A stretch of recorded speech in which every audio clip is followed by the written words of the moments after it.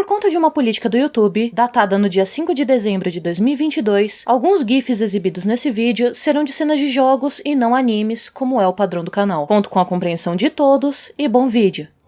Opa, meu nome é Reply e hoje eu vou falar sobre armas, gatilhos e promessas. Mas antes do vídeo começar, eu vou deixar essa caixa aqui no canto, ok? Bem quietinha. Não precisa prestar muita atenção nela. E vamos do começo. Quem é esse Chekhov, Tchaikovsky... Não.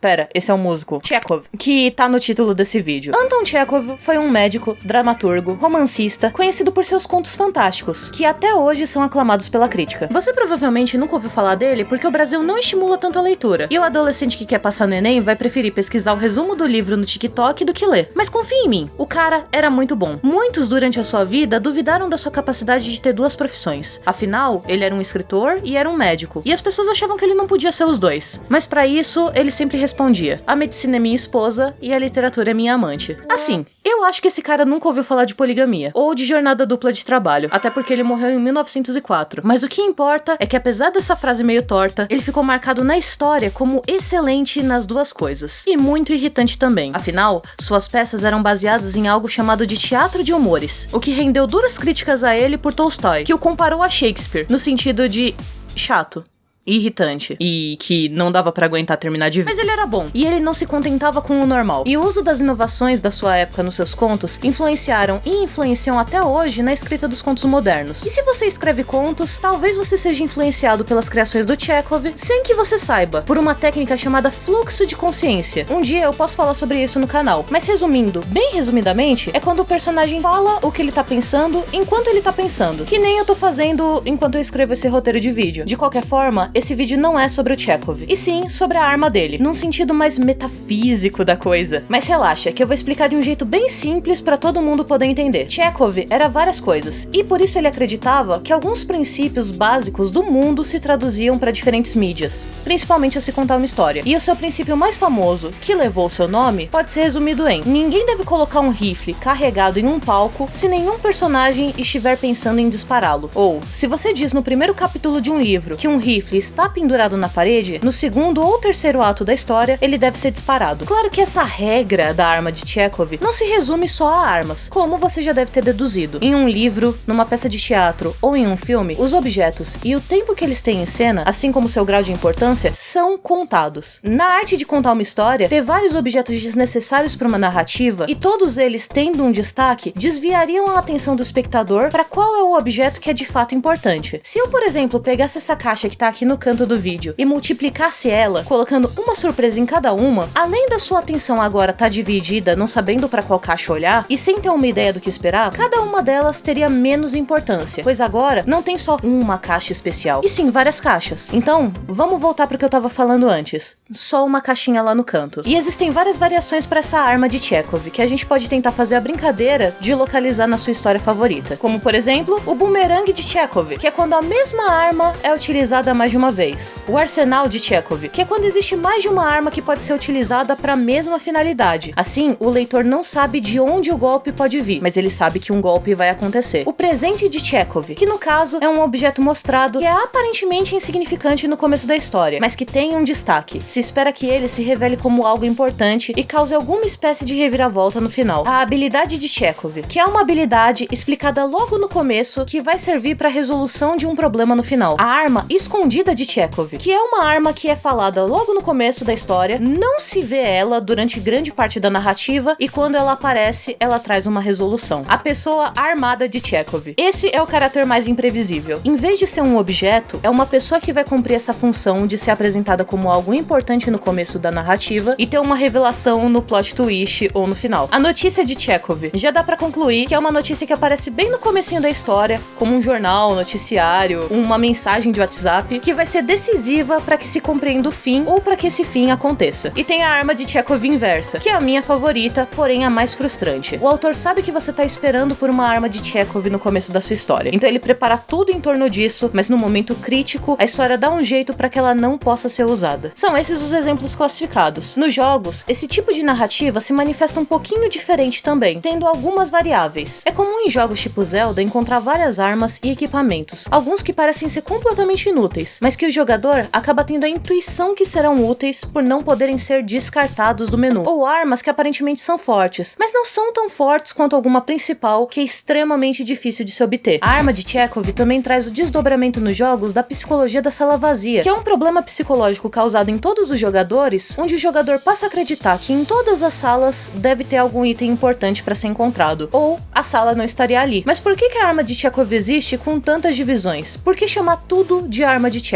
Bem, como eu disse anteriormente, a arma de Chekhov é algo com um destaque para ser útil no futuro. Ao mostrar isso para alguém, querendo ou não, o autor acaba criando uma promessa. Quando você é um espectador de uma história, o nosso cérebro se torna exigente e confiante. Ele deseja ser entretido e prontamente aceita qualquer promessa como verdade. Durante uma narrativa ou gameplay, somos levados a acreditar que aqueles itens, parecendo lixo ou não, são importantes, pois teve todo um trabalho para que ele fosse colocado lá. E as histórias de jogos, livros, filmes e narrativas, até mesmo na música, reais ou não, são fragmentos selecionados. E por serem selecionados, eles não colocam coisas desnecessárias quando são bem feitos. Mesmo que o autor escolha colocar algo desnecessário em cena, aquilo, quando é bem feito, cumpre um propósito na mente do leitor. Aquele objeto que é desnecessário ganha um mínimo de destaque e cria esse laço, essa promessa, mesmo que seja para desviar a sua atenção da verdadeira arma de Chekhov. Eu aqui, por exemplo, falando só sobre esse assunto. A mera existência dessa caixinha aqui no canto se torna um problema para mim nesse momento, porque agora que ela já tá aqui, já teve destaque suficiente, já foi usada como exemplo, multiplicada, girada, sacudida, se eu não der um final para essa caixa, mesmo que seja o final dela nunca ser aberta, eu quebraria essa promessa que eu fiz com vocês por ter colocado essa caixa aqui. E isso faria com que a história desse vídeo que eu criei fosse um pouco menos interessante. E é isso que acontece com muitos autores quando eles criam elementos e esquecem ao longo da história, ou só mudam de ideia enquanto estavam escrevendo e aquilo para de fazer sentido. O espectador, o leitor, o consumidor em geral não perdoa esse tipo de promessa não cumprida. E isso se traduz como uma frase que a gente ouve tanto por aí: tinha mais expectativas. Se fosse eu teria feito isso. Claro, como eu disse, tem a arma inversa, que é a presença de um objeto dado como importante, mas que no final não é utilizado. Mas para isso, você tem que ter o cuidado de notar que o objeto não foi utilizado, mas não apenas esquecido. Se em um jogo o personagem tiver que carregar com ele uma lata de refri amassada no inventário o jogo inteiro, obrigatoriamente, se espera que no final apareça alguém que pelo menos mencione algo sobre a lata ser um desperdício de espaço. Eu gostaria de uma piada assim num jogo, pelo menos. Dando um exemplo mais prático de uma arma de Chekhov inversa sendo utilizada, existe um grande mestre-escritor que usou isso na obra de 1Q84, chamado Haruki Murakami. Nessa história, um personagem entrega uma arma para uma amiga, mencionando a lei de Chekhov na cara do leitor, de certa forma profetizando o uso dela em algum momento futuro do livro. E são criadas inúmeras oportunidades para que a personagem, em determinado momento, atire, mas o livro acaba e o revólver não cumpre esse papel, embora ele não seja esquecido durante toda a narrativa. O papel da arma, nesse caso, é criar uma sensação de segurança por sua presença e, ao mesmo tempo, instalar uma tensão constante na mente do leitor de quando o tiro vai acontecer, que não acontece. Esse é um exemplo bem utilizado e infelizmente poucos se encaixam nessa justificativa. Geralmente muitas pessoas usam essa justificativa para autores que só esqueceram os elementos que tinham criado na obra. Vale ressaltar que na época que esse conceito foi cunhado, usando uma arma para exemplificar, lá na Rússia, as coisas eram mais práticas e a literatura era mais crua. De certo modo, áspera e direta ao ponto. Dar destaque a uma arma que não dispara geraria estranhamento e uma demonstração de perda de tempo. Hoje em dia, para que você tenha o equivalente dessa promessa, eu tenho um exemplo melhor. Alguém te manda uma mensagem dizendo: preciso te falar uma coisa importante. Aí você diz: fala aí.